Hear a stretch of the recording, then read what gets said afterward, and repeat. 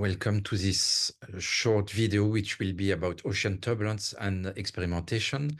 I'm François Schmidt. I'm research professor at CNRS, and this work is supported by the graduate school IFSI, Graduate School for Marine Fisheries and Seafood Sciences. So it belongs to a series of 7 video capsules. So this is the fourth one about turbulence and experiments.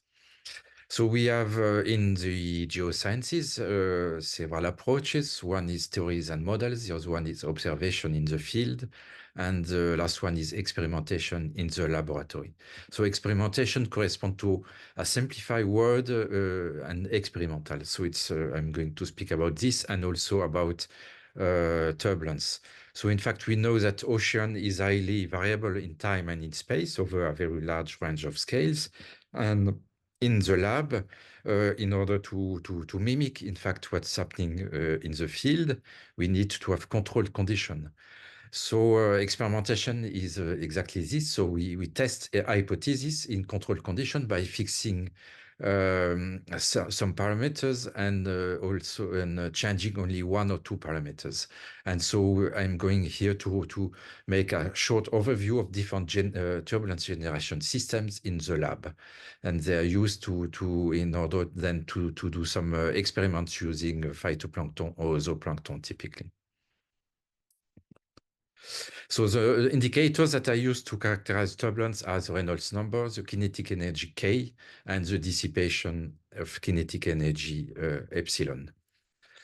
One of the first systems that was proposed in order to generate turbulence in the lab in marine ecology was a quet flow. So we have a two rotating system, and the turbulent flow is between the two rotating cylinders. This was a study from the 90s. We have also some studies looking at the effects of turbulence on growth rate of different dinoflagellates using a system which is generating oscillations in order to generate turbulence. In this work here, you can see that there is some studies of the growth also of phytoplankton species using turbulence generation through speaker vibrations. And in this work here, published in 2004, looking at also turbulence in the lab. So there are two different systems that have been considered. One is the quet flow, and the other one was an oscillating grid. And then microorganisms were put in the system here. Also, this oscillating grid was used in this more recent study about also mussel larvae. And in this work from 2013, looking also at the effect of turbulence on phytoplankton, there was an upward flow past a central chamber. And in this central chamber, you have two counter-rotating vortices, and the turbulence is studied in this chamber. To finish, I'm going to speak also about a system that we have studied in our laboratory, in Laboratory of Oceanology and Geosciences in Wimereux. So it's in fact, we call it Agiturb, and we have 4 steering bars. Activated by magnetic stirrers, and they are contra-rotating. They put under a tank, and then we generate turbulence inside the tank, and it's published in this work in 2022.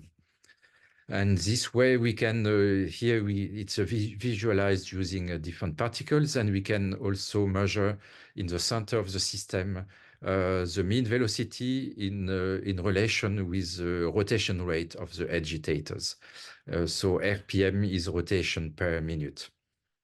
And using this, we can also estimate the kinetic energy, the dissipation of kinetic energy, and the Reynolds number. And we can, in fact, depending on the rotation rate, we can have different levels of turbulence that correspond to different activities in the field.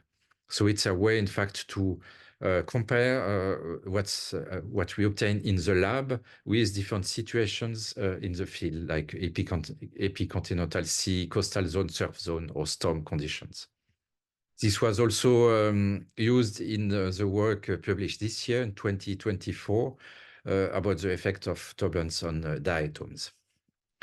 And so that's all for this topic, and I thank you for your attention.